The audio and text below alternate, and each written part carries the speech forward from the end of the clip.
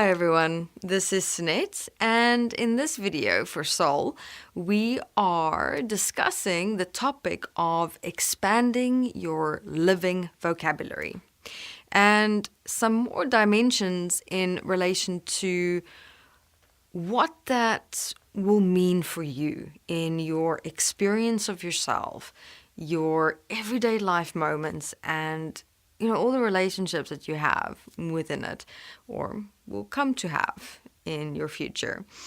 Now, what has opened up in relation to, my relationship with my mind, my emotions, my feelings, in my years of study of myself, I have realized how I limit myself by limiting my vocabulary. And here my vocabulary in relation to being able to describe things.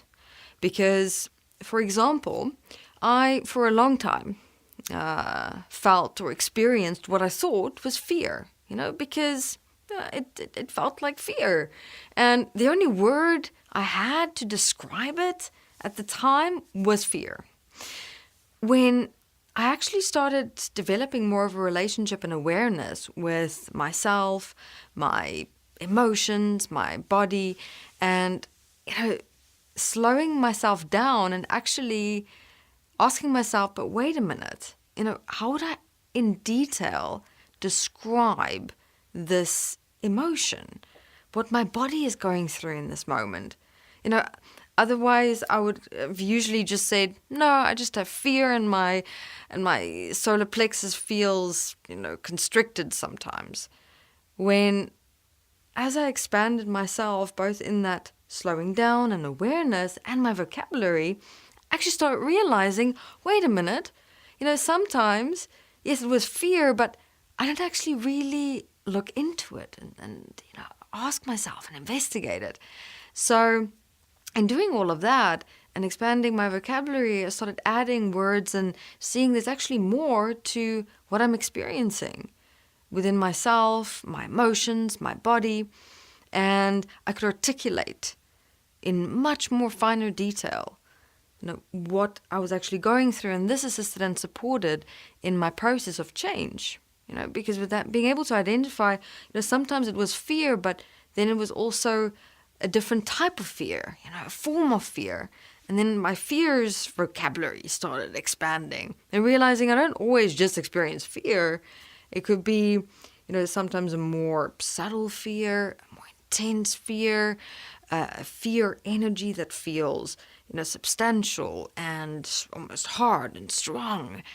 And this whole new world opened up. So this is kind of the same in your living vocabulary. Sometimes we don't realize how limited our living vocabulary is, which in so doing is also limiting our experience of ourselves. There's this whole new world within us that we can open up and discover and uncover through words, redefining and actually doing them, living them, expressing in them and acting on them. That is quite extraordinary. All right, so an example here is, also for me in how I initially wanted to change my relationship from being shy and fearful. I thought, okay, that's just what I need to work with, being shy and fearful. And I wanted to become more just confident. I said, no, all I want to be is just confident. But making such an absolute transition is actually a lot more difficult. So I struggled for weeks trying to become more confident. When all the while, what the problem was I was not being specific enough, detailed enough in my description, my relationship with the shyness and the emotions attached to it. And therefore, could not be as detailed, descriptive, specific in my change of myself. We must really see this process of redefining and living words, like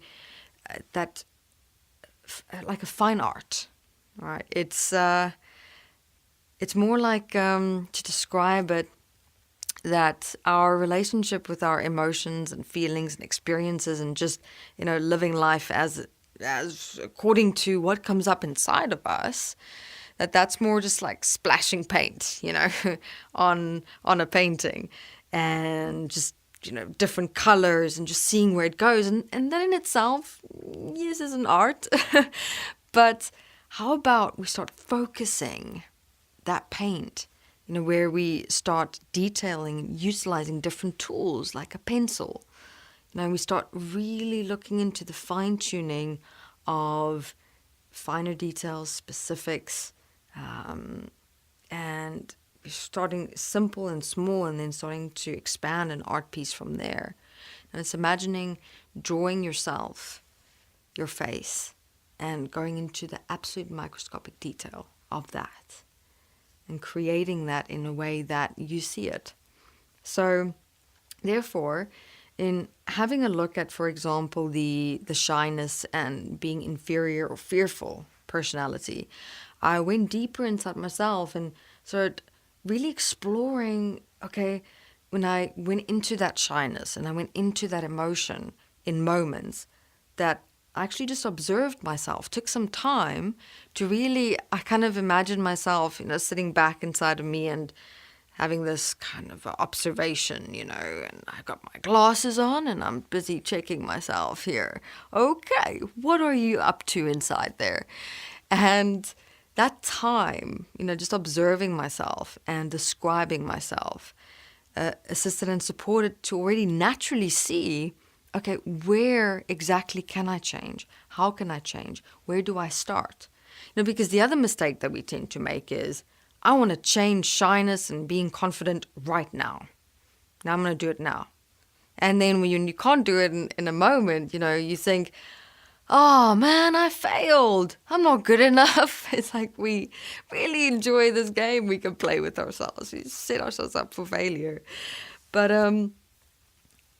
with going into that detail and describing and expanding myself and my vocabulary, it made me realize how, I'm going to have to change in increments. The shyness and emotions that's involved here is a lot more than I initially perceived.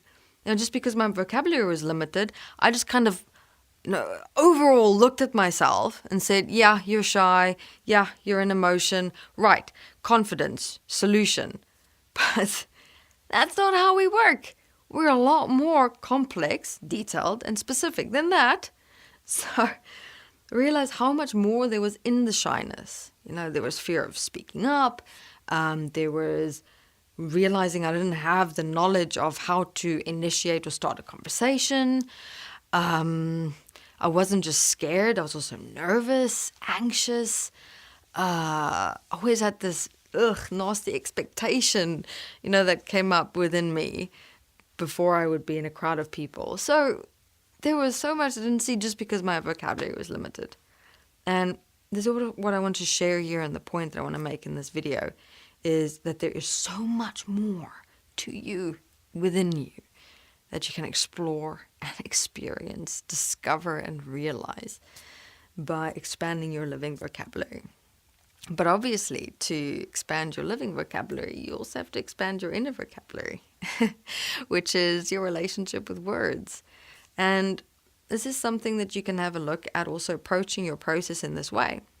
First having a look at some things inside yourself that you've been trying to change, but realizing now you kind of just overall looked at it, and went, yeah, I'm going to change it like this.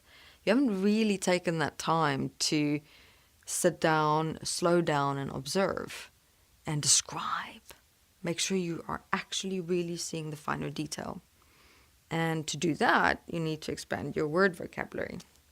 And through that process, you'll naturally start wanting to see what other words can you utilize to support you in, for example, transcending shyness or, the emotions involved with it. Because for me, I just wanted to do confidence.